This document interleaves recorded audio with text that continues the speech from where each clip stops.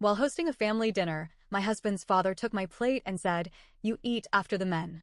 Stunned, I reached for it, but my husband just shook his head. "It's tradition," he murmured. The next day, I sent out invitations for a dinner they never expected. When they arrived, they learned exactly how I felt. My husband, Richard, and I had been married for 3 years.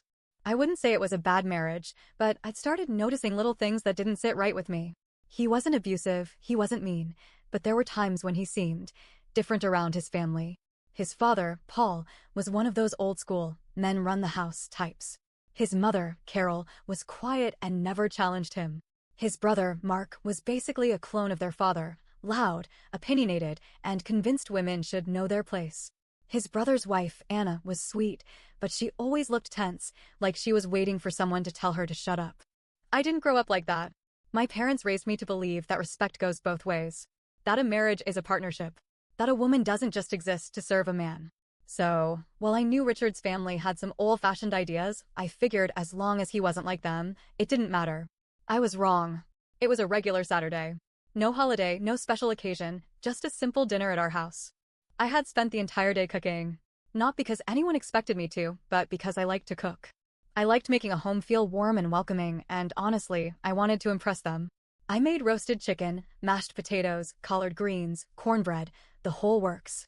I plated everything beautifully, set the table, lit a few candles. I was proud of how it all came together. When everyone arrived, there were the usual greetings. Paul made some comment about how Richard had really lucked out with me, which was his way of saying, "Good job finding a wife who cooks and cleans." I smiled through it. I was used to it by now. We sat down, and I brought the plates to the table one by one. I set my plate down last, right in front of my seat, and was just about to sit when I felt a hand reach across me. Paul. He took my plate, took it right out from in front of me, and passed it down the table. To Mark. "You eat after the men," he said, like it was the most obvious thing in the world. I froze. I actually laughed because I thought it had to be a joke. Who the hell says something like that in 2025? But then I looked around. Mark was already digging in like nothing had happened. Carol was staring at her plate, silent as ever. Anna looked uncomfortable but kept her head down. And Richard, my own husband, just gave me this look. A look that wasn't shame or disbelief or anger at his father. No, it was a look that said, "Don't make a scene." Then, in a quiet voice, he said, "It's tradition." Something inside me snapped. I wasn't raised to be someone's afterthought. I wasn't about to sit there, in my own home, and wait for permission to eat like a damn servant.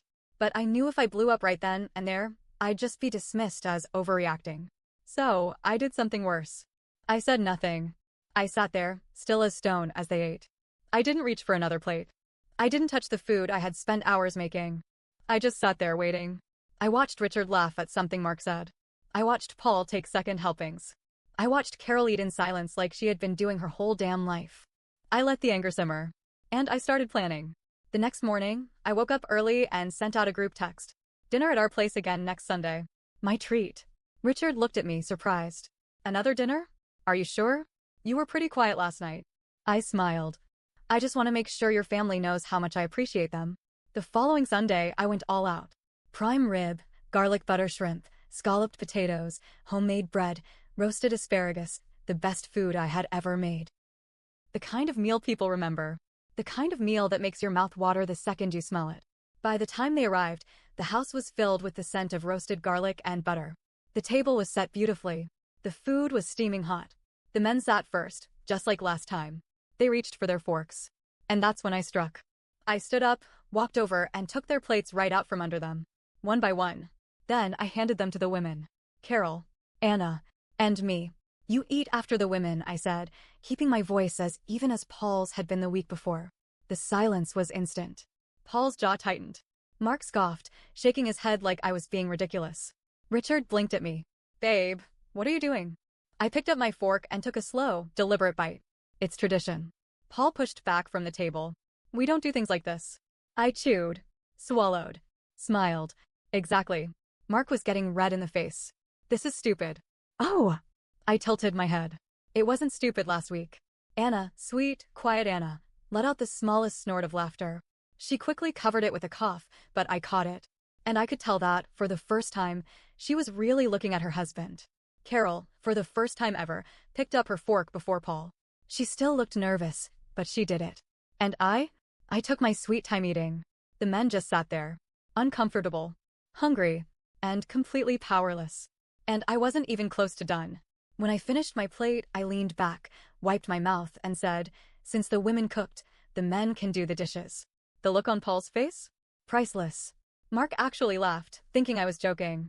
But when I didn't move, when I didn't start clearing plates like some obedient little housewife, he realized I wasn't. And Richard? Oh, my dear husband? He hesitated, looked at me, then at his father. Then he sighed, stood up, and started collecting plates. And just like that, the balance of power shifted. That night, after everyone had left, Richard and I sat in the kitchen. The sink was still full of dishes. He was quiet, swirling his drink in his glass, staring at the table like it had betrayed him. I leaned against the counter, arms crossed, waiting. Finally, he spoke. "What the hell was that?" I raised an eyebrow. "Dinner." He let out a humorless laugh. "You humiliated my dad." I tilted my head. Did I? Or did I just show him what it feels like to be on the other side? Richard set his drink down harder than necessary. "You made everyone uncomfortable." I shrugged. "Good." His jaw clenched. "I don't understand why you had to make it a whole thing." And that's when I lost it. I slammed my hand on the counter. "Oh, so it was fine when your dad did it to me, but when I do the exact same thing, suddenly it's a problem? That's just how he is." No, I cut him off. "That's just how you let him be. And that's how your mom lets him be. And that's how your brother treats Anna. And I guarantee that's exactly how he's raising his sons to be, too." Richard flinched at that. I softened my voice, but not my resolve. "I am not some submissive housewife, Richard. I am your wife. Your partner. And if you think I'm going to sit there and wait my turn like I'm less than you have another thing coming." He exhaled through his nose, rubbing his temples. "You're making this bigger than it needs to be." I stepped closer, lowering my voice. "No. I'm finally making it as big as it needs to be." The next morning, I woke up to my phone buzzing. It was Anna. "Anna, are you awake?" "Me? Yeah. What's up?" "Anna, can we talk?" I glanced over at Richard, who was still asleep, then slipped out of bed and went downstairs. I called her. She answered immediately. She hesitated. "I wanted to say thank you." I frowned. "For what?" "For standing up to them," she said, her voice quiet. "For showing me that I'm not crazy for thinking this isn't normal." I sat down at the kitchen table. "Anna, how bad is it?" She let out a shaky breath. I don't know. I mean, Mark's never hit me or anything. But she stopped. "He talks to me like I'm a child. He tells me what to wear, what to cook, who I can and can't see. If I ever push back, he tells me I'm emotional or hysterical and that I need to calm down. And his dad backs him up every time. If I tell Mark something upsets me, he just says I'm being dramatic." My hands curled into fists. "And last night," she continued, her voice even softer, "when you flipped the script, I watched Mark's face. He was furious. But not because he thought it was unfair. It was because, for the first time, he wasn't in control." I swallowed. "Anna, what do you want to do?" Silence. Then, barely above a whisper, "I don't know." I nodded, even though she couldn't see me. "You don't have to decide anything right now," I said. "But you do deserve better. Just know that, okay?" "Okay." I could hear the tears in her voice. And I knew, in that moment, something had shifted in her, too. I didn't expect him to call me. But 2 days later, I was at work when my phone rang. "Paul." I stared at the screen for a long moment before answering. "Hello?" Silence. Then, a slow inhale. "You think you're clever, don't you?" I leaned back in my chair, pressing my fingers against my temple. "Paul, if this is about the dinner, this is about my son." I frowned. "Excuse me?" "You embarrassed him in front of his family. You put ideas in his wife's head. You've been poisoning him against us since the day you married him." I almost laughed. "Poisoning him? By expecting to be treated like a person." "Don't play dumb," Paul spat. "I know you're kind. Women like you don't want equality. You want control. You want to turn my boy into some weak, spineless excuse for a man. I raised him better than that." I took a slow breath. And then, calmly, I said, "Well, Paul, if you're so convinced your son is weak, maybe you should ask yourself who raised him that way." Silence. Then, a low chuckle. "You think you've won something here," he said. "But let me tell you something, sweetheart. A woman who fights her husband's family doesn't stay married for long." And then he hung up. I sat there, staring at my phone, my heart pounding. Not because I was scared. Because I was furious. Paul had underestimated me. He thought I was just some defiant little girl who needed to be put in her place. But what he didn't realize was that I wasn't just fighting for myself anymore. I was fighting for Anna. For Carol. For every woman in that family who had ever been forced to wait their turn. And Paul? Oh, he had no idea what was coming next. Paul's words echoed in my mind for the rest of the day. A woman who fights her husband's family doesn't stay married for long. It wasn't a threat. It was a promise. And I knew exactly what he was trying to do. He wanted me gone. He wanted Richard to come crawling back to him, apologizing for letting his wife get out of control.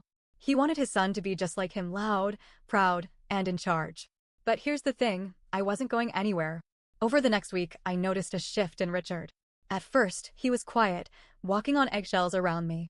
He didn't want another fight. He didn't want to talk about the dinner, his father, or anything that had happened. But then, little things started happening. He would leave the room whenever I was on the phone with Anna. He started defending his dad more. He just comes from a different time, he muttered one night as we were getting ready for bed. You can't change people like him overnight. I stared at him. And you think he should stay that way? Richard sighed. I think you could have handled it differently.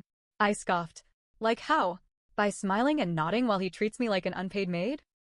You don't get it, he snapped, his voice suddenly sharp. That's just how things work in my family. I stared at him, something ugly twisting in my gut. Is it? I asked, my voice cold. Because I don't remember agreeing to be part of a family where I'm treated like a second-class citizen. Richard groaned, rubbing his temples. God, you always do this.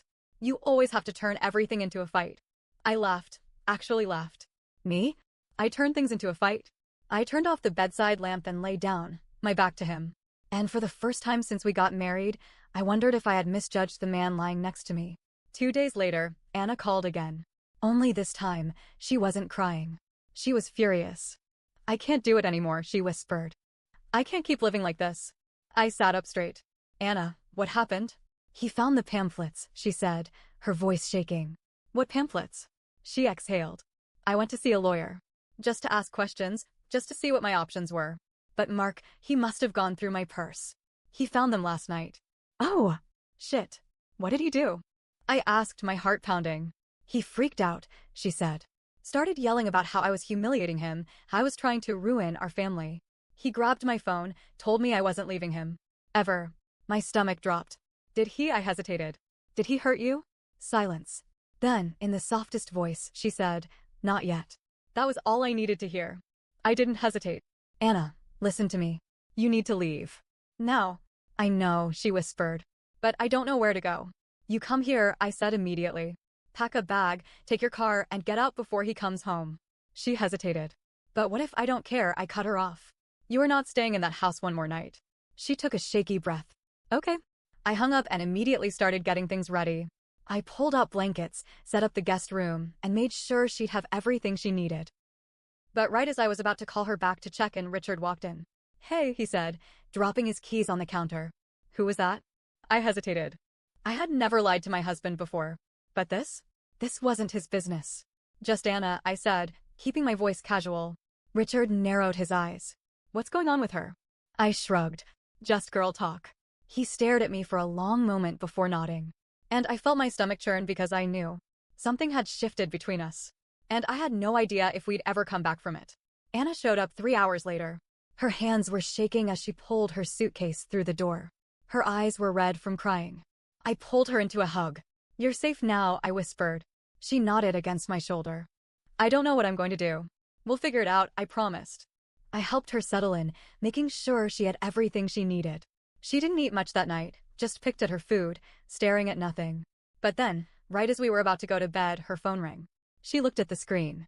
Mark. I snatched the phone from her hand and silenced it. A second later, Richard's phone rang from the bedroom. We froze.